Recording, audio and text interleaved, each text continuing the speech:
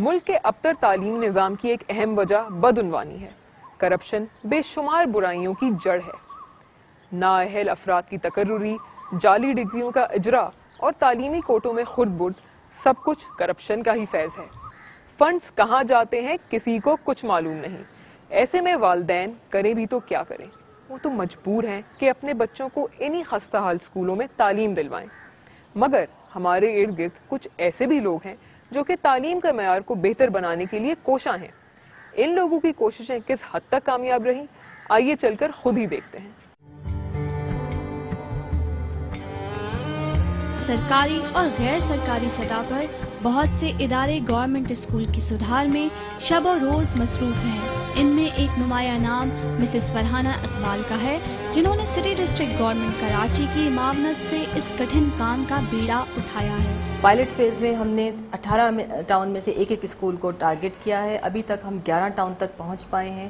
ان 11 town میں سے بھی آپ یہ کہہ سکتے ہیں کہ 8 ٹاؤنز میں ہمارا کام اس اسٹیج تک آ گیا کہ آپ کو ویزیبل چینج وہاں پہ نظر آئے گی، بچوں میں بھی، ٹیچرز میں بھی۔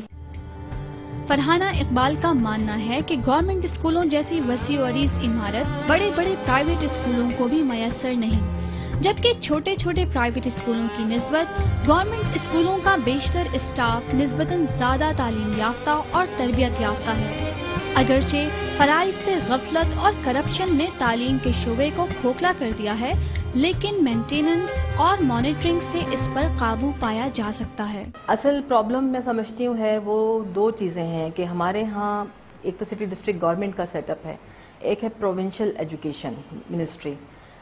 ان کا کوارڈینیشن کا سب سے اہم معاملہ ہے کہ جب تک کوارڈینیشن نہیں ہوتا ان 2 امپورٹنٹ اسٹیک ہولڈر کا، امپلیمنٹیشن گراؤنڈ پہ اس طرح سے آنا بہت مشکل ہے۔ اس وقت جو اصل چیلنج ہے وہ یہ نہیں ہے کہ یہ ٹھیک نہیں ہو سکتے، اصل چیلنج یہ ہے کہ اس میں جو ڈیسائسو فیکٹر ہیں، جو پروونشل گورنمنٹ ہے، جو ڈسٹرکٹ گورنمنٹ ہے، جو پرائیویٹ سیکٹر ہے، ان سب کو ساتھ بیٹھنے کی ضرورت ہے اور اس چیز کو امپاور کرنے کی ضرورت ہے کہ جو فیصلہ اگر ہم مناسب سمجھتے ہیں سب کی رائے سے، اگر وہ لینا ہے تو پھر اس کو لینا ہے، اس کی امپلیمنٹیشن پھر مسٹ ہے۔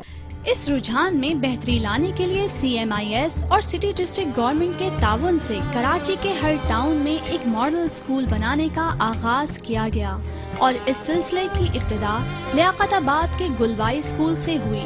کشادہ عمارت میں قائم گلبائی اسکول ان تمام سہولتوں سے آراستہ ہے جس کی تمنا ایک طالب علم کرتا ہے، مگر اس اسکول کی حالت پہلے قطعاً ایسی نہ تھی۔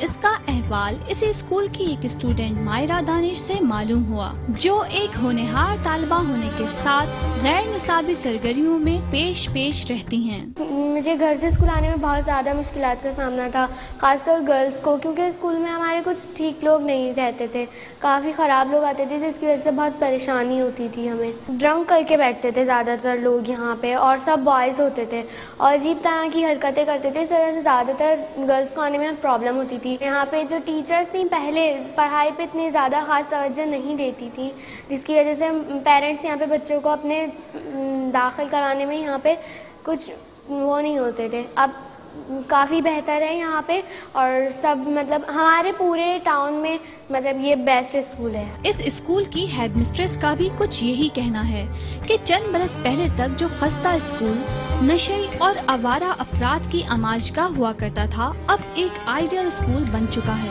فیبرری 2007 میں اس اسکول کو لیاقت آباد گلبائی اسکول کو جو ہے پائلٹ ماڈل اسکول کا درجہ دیا گیا۔